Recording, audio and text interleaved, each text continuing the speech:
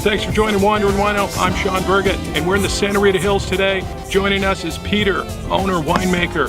We're going to learn a little bit about biodynamics and see what he has to say.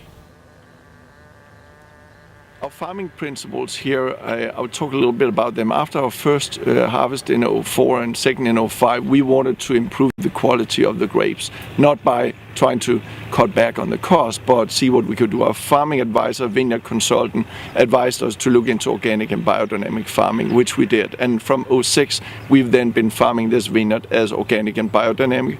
In 2009, after 3 years of conversion, we got certified as USDA organic and as Demeter biodynamic. Back then it was the 42nd vineyard in US to be certified biodynamic. What biodynamic means, it's a set of principles that were developed and presented by the Austrian philosopher, scientist Rudolf Steiner in 1924. And so I'll talk a little bit about those. Those later on became the foundation for organic. So organic is sort of derived out of biodynamic. Biodynamic today builds on the standards for organic. So once you're biodynamic, you fulfill all the requirements for organic as well. Biodynamic deals with really creating a holistic environment where you've got a ranch, a farm where everything sort of rests in itself. You're reusing things from within the ranch itself. So we got these different components. We talked about the compost. We also use quartz crystals, cow manure, and we'll discuss a little bit later how we process that. And then finally we use equisetum, or horsetail, that's also part of our fungus program. Organic, derived again from biodynamic. Organic is mostly, and I use that a little bit loosely, is mostly a materials restriction. It says something about what you cannot use. So if you're organic, you cannot use herbicides, you cannot spray Roundup out there, weed killers. Makes a lot of sense to me. Why would I kill life under my vines? I'm trying to encourage life there. You cannot use synthetic fertilizers. The fertilizers you can use, spraying material you can use, has to be on the certified list to be organic. We do use spraying material. Just because you spray doesn't mean you cannot be organic. We do spray against powdery mildew like every other vineyard. Pretty much every vineyard in the world pretty much do, and we use the materials that are on the good list. Very soft material, a little bit expensive, but it's good to do that. But what we felt with organic and biodynamic is that there are really principles that are focusing only on the soil and the plants, and there's more to it than that. That's why when the sustainability idea came out in the beginning of 2000, we really supported that, but everybody says they're certified or sustainable, but there was not a certification program in place. That came out in 2008 with sustainability in practice, and we jumped on that. We were part of the pilot program and got certified in 2008 as sustainability in practice. Sustainability deals also with soil and plants, but goes into other things like employee practices.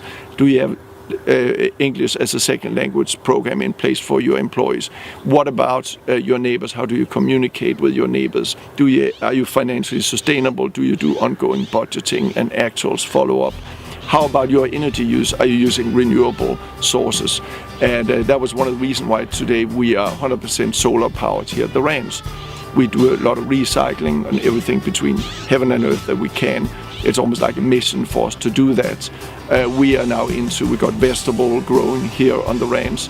Of course, we've got a big herb garden. We got about 20 chicken on the ranch. We've got a couple of pigs. Of course, we have our horses here behind us, but just getting a lot of diversity out of it. We believe that with organic, biodynamic, and sustainable practices together, that is the right and the most conscious way of doing your farming, and that is something that will be reflected in the crop you're harvesting and in the wine that you're making, so everything hangs together that way. Let's talk a little bit about what we do in regards to crop rotation. We can't do much in regards to taking the vines out and replant them because they're pretty stationary. But in between the vines, the rows in between, we can use that, and that's what we do. At the end of harvest, we will seed those, and we'll seed it with different kind of winter crop, and it's a combination of legumes in every second row and triticale in every second row.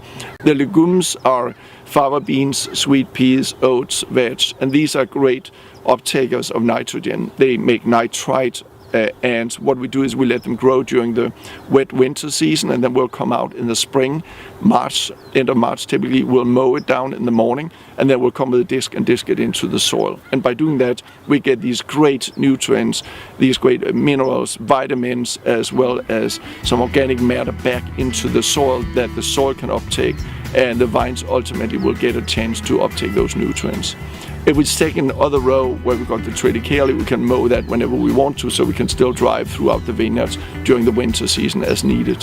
What we learned was that in these legumes you have a great amount of great insects. You got millions of ladybugs, we got great spiders, and these guys will go after the bad insects like the aphids and take care of those, controlling that problem. But when we go out and we mow the legumes down, we're taking these insects' habitat away.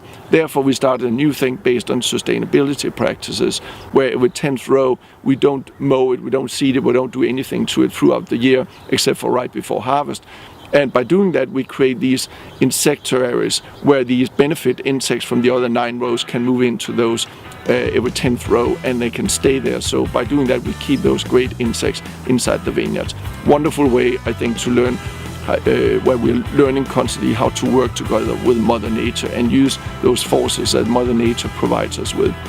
Another thing is we have rodents, we have gophers, mice, etc. We have 9 owl boxes that are built and put up here. The owls will come in, they will live there, they will take care of the different rodents, and again use Mother Nature's principles to fight and to control that.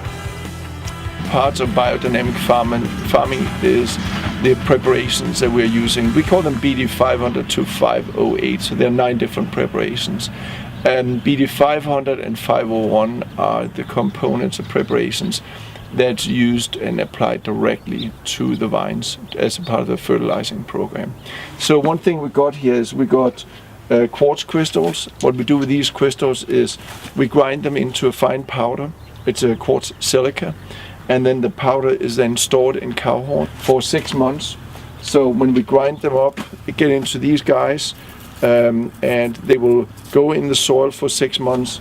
We will dig them out, and then this fine powder that comes out of it, the quartz silica, and that will be stirred in water. We stir it for an hour. There's a certain way you do it, and then that's being sprayed out on the vine. So it's sprayed on the leaves and on the clusters, and that's a part of the photosynthesis process. To our neighbors' organic cows, get some patties there, bring them back, put them in cow horns, also stored for 6 months, stirred same way as the quartz crystals, and those are sprayed on the soil to support the microbial processes in the topsoil.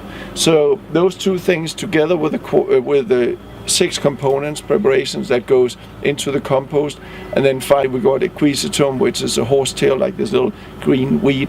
We make a tea out of that, and that's being sprayed out also on the soil in order to prevent fungus problems.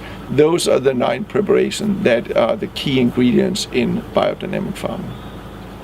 We store all this in this box that we built, which is double walled. It's with peat moss, so that protects all the preparations against influences from the surroundings. Also makes it be in that surrounded by the soil, which is the environment that it came from. Lunar calendar, something that's an important part of Rudolf Steiner's principles. As you know, the sun moves through the 12 constellations in about 365 days. The moon moves through them in about 29 days. According to Steiner, the 12 constellations relate to the 4 elements, and each of the 4 elements will impact a part of the plants, being roots versus leaf versus flowers versus fruit. So for instance, when the moon is in Leo, Aries or Sagittarius, those are the 3 constellations related to the heat element that impacts the fruit. That's why we call those fruit days. That is when we harvest on fruit days. Today is a fruit day. That is why we're harvesting today. The grapes that we're picking this morning, I was thinking about picking them 2-3 days ago, and then we looked in the calendar and checked that out, and we said, well, we can pick them now. Let's look at the weather forecast. Looked like it was going to be nice, not too warm days. We said let them hang until we have the fruit day where it's the optimal time to pick it. So it's one of those things we try to do as much as we can according to the calendar, because we know that the moon, the constellations, the planets gives us some extra forces. Another example is ascending, descending moon. Water moves up, water moves down. We use that in our irrigation. We do as much irrigation as we can on descending moon, where the water will penetrate deeper into the ground. In our winery, the same thing. We always bottle our wines on descending moon on Earth days. When we make blending, tasting decisions, we do it on ascending moons, where the flavors come more out of the wine. The buyer from the big chain in UK, Marks and Spencer, in an interview a few years ago in Decanter magazine, was talking about how he had been making buying decisions for many years only on ascending moons. So a lot of people recognize these principles. Again, we think it is not about us coming in here trying to control Mother Nature, but us coming in here working with Mother Nature, working with these things that Mother Nature provides us with, and ends up in the final result, which is a great glass of wine.